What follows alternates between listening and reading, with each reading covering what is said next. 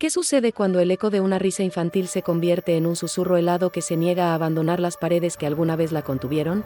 En las afueras de Tlacolula de Matamoros, en el corazón de Oaxaca, existe un lugar así. Un esqueleto de adobe y concreto que alguna vez fue la Escuela Rural Benito Juárez, un nombre que prometía futuro y progreso, pero que hoy es apenas un monumento al olvido. No es un olvido apacible, de esos que la naturaleza reclama con enredaderas y el canto de los pájaros. Es un olvido denso, pesado, un silencio que se siente como una pregunta sin respuesta. Y fue precisamente en ese silencio donde dos hombres, con las manos callosas y el corazón lleno de planes sencillos, se toparon de frente con un secreto que no les pertenecía, uno que había esperado pacientemente en la oscuridad del entretecho, aguardando las herramientas y la curiosidad accidental que lo traerían de vuelta a la luz.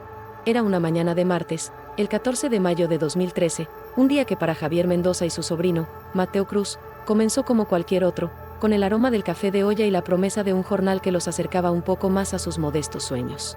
Javier, a sus 52 años, era un hombre forjado por el sol oaxaqueño, su piel morena estaba surcada por arrugas que no solo hablaban de su edad, sino de las incontables horas trabajando bajo el cielo abierto, tendiendo cables, reparando lo que otros habían dado por perdido.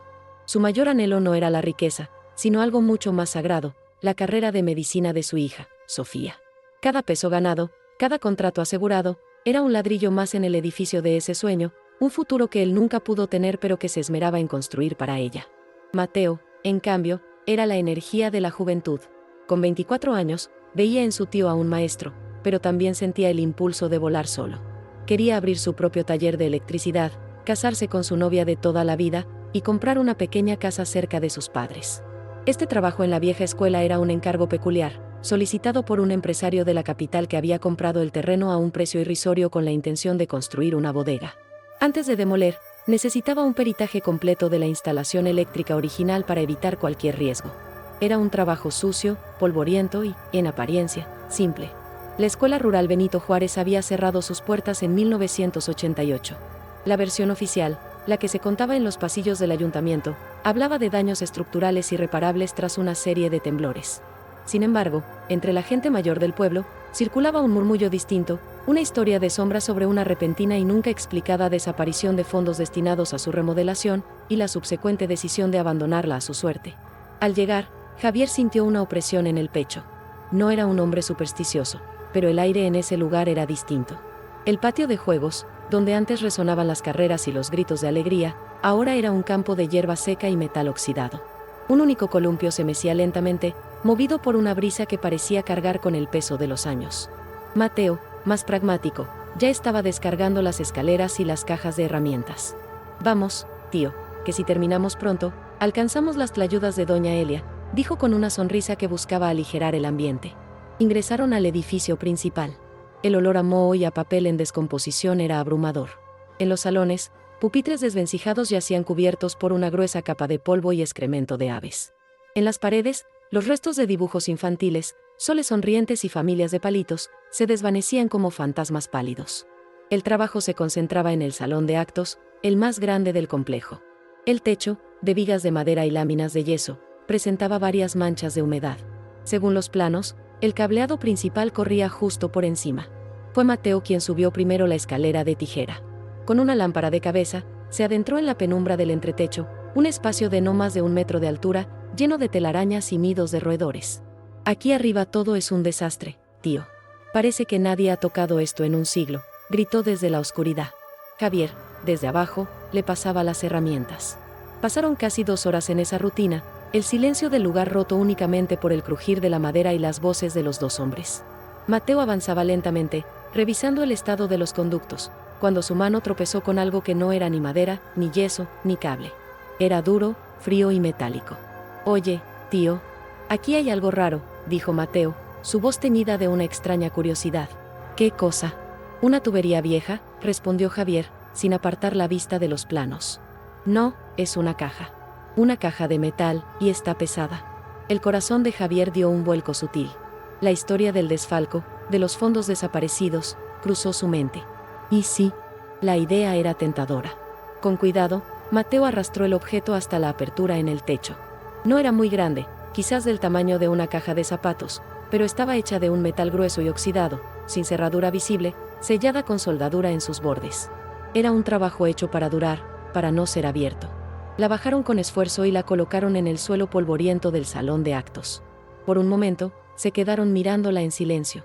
La codicia inicial de Javier se disipó, reemplazada por una sensación de inquietud. Aquella caja no parecía contener dinero. Se sentía personal. Mateo, impulsado por su impaciencia juvenil, tomó un cincel y un martillo. A ver qué tesoro nos dejaron los abuelos, bromeó, pero su sonrisa no alcanzó sus ojos. Al primer golpe, el metal resonó en el salón vacío con una profundidad antinatural, como si el propio edificio contuviera la respiración. Golpe tras golpe, el sello de soldadura comenzó a ceder. La atmósfera se había vuelto tensa, casi irrespirable. Javier ya no pensaba en el futuro de su hija ni Mateo en su taller. Ambos estaban cautivados por el misterio que yacía en esa caja, un misterio que había dormido sobre sus cabezas durante un cuarto de siglo. Cuando la tapa finalmente se desprendió, un olor extraño, una mezcla de papel viejo, químicos y algo más, algo vagamente orgánico y dulce, escapó de su interior. Se asomaron. Lo que encontraron dentro no era un tesoro. No había monedas de oro ni fajos de billetes. Lo que vieron congeló la sangre en sus venas y silenció para siempre la inocente ambición de aquella mañana. No era un hallazgo, era el inicio de una pesadilla que los arrastraría a un laberinto de preguntas sin respuesta, un viaje a la oscuridad que se escondía detrás de las paredes de una escuela olvidada por todos, menos por sus secretos. El contenido de la caja metálica era un caos de objetos incongruentes, un rompecabezas cuyas piezas parecían pertenecer a mundos completamente distintos. Sobre una cama de lo que parecía ser algodón amarillento, descansaba un zapatito de niña, de charol rojo, visiblemente gastado en la punta, como si su dueña hubiera sido una experta en tropezar con la vida. Junto a él, había una colección de pequeños rollos de película fotográfica, de los antiguos, sin revelar, cada uno cuidadosamente etiquetado con una fecha y una sola palabra: inocencia, juego, sombra, despedida. Eran 7 rollos en total. Y debajo de todo, doblada con una precisión casi ceremonial, una carta escrita en papel membretado del propio municipio, con una caligrafía elegante pero temblorosa. La carta no estaba firmada y no tenía destinatario. Hablaba de un error imperdonable, de una promesa rota y de la necesidad de sellar el recuerdo para que el olvido no lo devore. La fecha de la carta era del 15 de noviembre de 1995, 7 años después del cierre oficial de la escuela. Javier, con las manos temblando, recogió el zapatito. Era tan pequeño, tan lleno de una vida pasada. Pensó en su Sofía cuando era niña, en sus piececitos corriendo por la casa. Una punzada de dolor, una empatía profunda y desgarradora, lo invadió. Mateo, por su parte, examinaba los rollos de película, fascinado y aterrado a la vez. ¿Qué imágenes contenían? ¿Qué historia contaban esas palabras solitarias? Lo más sensato, lo correcto, era llamar a las autoridades. Y así lo hicieron. La llegada de la Policía Municipal de Tlacolula fue el primer eslabón en una cadena de decepciones y frustraciones que marcaría el caso durante años. 2 oficiales, con más aburrimiento que interés, escucharon el relato de Javier y Mateo. Miraron la caja y su contenido con una mezcla de escepticismo y fastidio. Probablemente una de esas cápsulas del tiempo que hacían los maestros, dijo uno de ellos, mientras metía el zapatito en una bolsa de plástico con la misma delicadeza que si fuera basura. La carta fue leída por encima y catalogada como inconclusa y sin relevancia penal aparente. Los rollos de película, la pieza potencialmente más reveladora, fueron los que sufrieron el peor destino, fueron enviados a la comandancia para su análisis, un eufemismo para describir el limbo burocrático del que pocas cosas regresan. Los días se convirtieron en semanas. Javier y Mateo intentaron seguir con sus vidas, pero la sombra de la escuela abandonada se cernía sobre ellos. El empresario que los contrató, al enterarse del hallazgo y la intervención policial, suspendió la demolición hasta que todo se aclare, dejando a tío y sobrino sin la paga final de su trabajo. La frustración económica se sumaba al peso psicológico. Javier no podía dormir. La imagen de ese zapatito solitario lo perseguía en sueños. ¿De quién era? ¿Qué le había pasado a esa niña? Acudía casi a diario a la comandancia, preguntando por los avances, por los resultados del revelado de los rollos. Siempre la misma respuesta: el caso no es una prioridad, señor Mendoza. No hay cuerpo, no hay denuncia de desaparición que coincida. Tenga paciencia. Mateo, por otro lado, canalizaba su frustración en rabia. Se sentía burlado, ignorado. ¿Para qué les llamamos, tío? Hubiera sido mejor abrir esa caja, ver qué había en las fotos y olvidarnos del asunto, le decía a Javier, mientras la tensión comenzaba a erosionar la relación entre ellos. La familia también sentía el peso. La esposa de Javier lo veía consumirse en una obsesión que no entendía, y su hija Sofía, aunque preocupada, no sabía cómo ayudar a su padre a soltar un ancla que lo estaba arrastrando a la profundidad. La historia, como era de esperarse en un pueblo pequeño, se filtró. Y con ella, nacieron las teorías. Algunos decían que la caja contenía la prueba de un ritual satánico realizado en la escuela abandonada. Otros, más apegados a la historia local, susurraban que estaba relacionada con el desfalco original, que el dinero nunca desapareció, sino que fue usado para silenciar un crimen terrible ocurrido dentro de esos muros. Una anciana del mercado juraba recordar a una familia que se había ido del pueblo de la noche a la mañana, justo en 1988, una familia con una niña pequeña a la que le encantaban sus zapatos rojos. Pero nadie recordaba sus nombres, su rostro, solo eran retazos de memoria, fragmentos de un pasado borroso. El caso se enfrió por completo cuando, 6 meses después del hallazgo, una inundación en el sótano de la comandancia dañó, irreparablemente, cientos de expedientes y evidencias, incluyendo, convenientemente, los 7 rollos de película encontrados en la escuela rural Benito Juárez. La caja, la carta y el zapatito fueron devueltos a Javier con una disculpa formal. El caso estaba cerrado por falta de pruebas. La oscuridad había ganado. Javier guardó la caja en el fondo de su ropero, como un ataúd para un misterio sin resolver. Mateo, desencantado, se distanció de su tío. Consiguió un trabajo en la ciudad de Oaxaca y sus planes de un taller propio se pospusieron indefinidamente. La escuela, por su parte, permaneció en su quietud, la orden de demolición nunca se reactivó, como si el propio empresario sintiera un miedo residual a perturbar lo que allí dormía. Los años pasaron, pero el eco de esa mañana de mayo nunca se desvaneció del todo. Se convirtió en una historia de fogata, en una advertencia para los curiosos, en una herida silenciosa en el corazón de 2 hombres que solo querían hacer su trabajo. Y es aquí, en este punto muerto de la historia, donde me detengo para hablar contigo. Porque sé que tú, que estás escuchando esto, entiendes lo que es la impotencia. Entiendes el fuego que quema por dentro cuando una verdad es sepultada bajo el peso de la indiferencia y la burocracia. Esta no es solo la historia de Javier y Mateo, es la historia de cada uno de nosotros que alguna vez ha gritado en silencio, esperando que alguien escuche. Si alguna vez has sentido que tu voz se perdía en el laberinto de la apatía, si has luchado por una respuesta que nunca llegó, quiero que sepas que este espacio es también tuyo. Déjanos un comentario, no para el algoritmo, sino para el alma. Cuéntanos si has sentido esto. Queremos leerte, queremos sentir que no estamos solos en esta búsqueda de sentido en medio del caos. Porque historias como la de esta escuela en Oaxaca nos recuerdan que las paredes no olvidan, y mientras haya alguien dispuesto a escuchar, ninguna memoria está verdaderamente perdida. Suscríbete y acompáñanos, porque juntos, quizás, podamos hacer que esos susurros se conviertan en un grito que nadie pueda ignorar. El tiempo tiene una manera peculiar de trabajar. A veces, entierra las verdades tan profundamente que parecen perdidas para siempre. Otras, las erosiona lentamente, hasta que una grieta inesperada las saca de nuevo a la superficie. Durante casi una década, la caja de metal y su contenido permanecieron en el armario de Javier Mendoza, un santuario silencioso de un día que había redefinido su vida.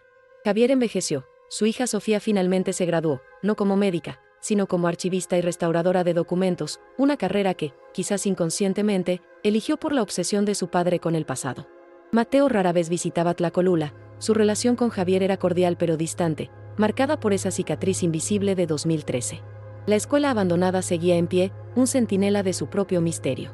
Pero en 2022, la tecnología, esa fuerza imparable, extendió un brazo hacia el pasado y tocó el hombro de esta historia olvidada.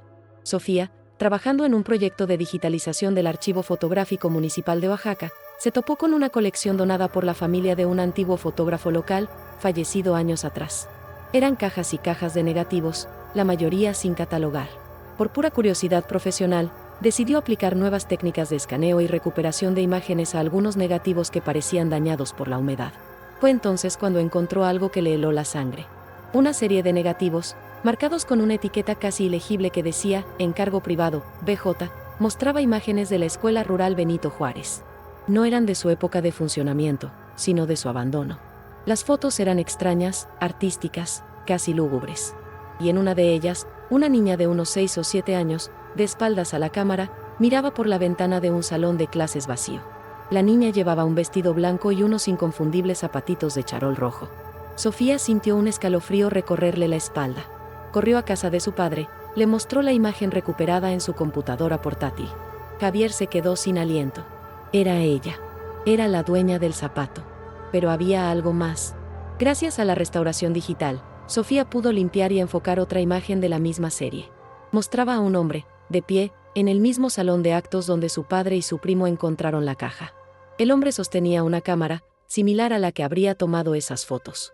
Su rostro estaba en la penumbra, pero su silueta era reconocible para cualquiera que hubiera vivido en Tlacolula en los años 90, era el entonces regidor de cultura del municipio, un hombre conocido por sus aficiones artísticas y su carácter melancólico, quien había fallecido en un supuesto accidente automovilístico a finales de 1995. De repente, las piezas del rompecabezas comenzaron a encajar con una claridad aterradora. La carta sin firmar, con su caligrafía elegante y su papel membretado oficial. La fecha, coincidente con la muerte del regidor. Las palabras en los rollos de película: inocencia, juego, sombra, despedida. No eran etiquetas de evidencia, eran los títulos de una sesión de fotos, de un proyecto artístico personal. Con esta nueva revelación, Sofía y Javier contactaron a Mateo, quien, conmovido y lleno de un remordimiento renovado, se unió a ellos. Ya no buscaron a la policía. Buscaron a la familia del regidor fallecido. Su viuda, ahora una mujer anciana, los recibió con recelo, pero al ver las fotos y la carta, se derrumbó. La historia que contó fue una tragedia íntima y devastadora. La niña de las fotos era su sobrina, huérfana, a quien habían acogido. El regidor, su tío, la adoraba. En 1995, obsesionado con la belleza decadente de la escuela abandonada, decidió hacerle una sesión de fotos allí, un proyecto personal para capturar la inocencia perdida en un lugar olvidado. Durante el juego, la niña, corriendo por los pasillos derruidos, tropezó y cayó desde un segundo piso a través de un hueco en el suelo que estaba cubierto de escombros. Su muerte fue instantánea. El regidor, consumido por la culpa y el pánico, tomó una decisión terrible. En lugar de enfrentar las consecuencias, decidió ocultar la tragedia. Llevó el cuerpo de la pequeña a otro lugar y lo enterró en secreto, en tierras de su propiedad. Luego, regresó a la escuela. Como un ritual de penitencia, creó esa extraña cápsula del tiempo. Guardó un zapato de su sobrina, los rollos de película que nunca se atrevería a revelar y escribió esa carta confesional, una expiación que nunca enviaría. Selló la caja y la escondió en el entretecho, el único testigo silencioso de su error. Semanas después, incapaz de vivir con su secreto, condujo su auto por un barranco. El error imperdonable no fue un desfalco, ni un crimen ritual. Fue un accidente espantoso, magnificado por el miedo y el dolor de un hombre quebrado.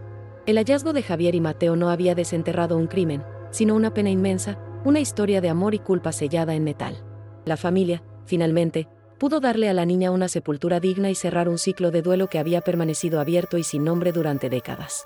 La escuela rural Benito Juárez nunca fue demolida. Permanece allí, pero su silencio se siente diferente ahora. Ya no es el silencio de un secreto, sino el de la memoria.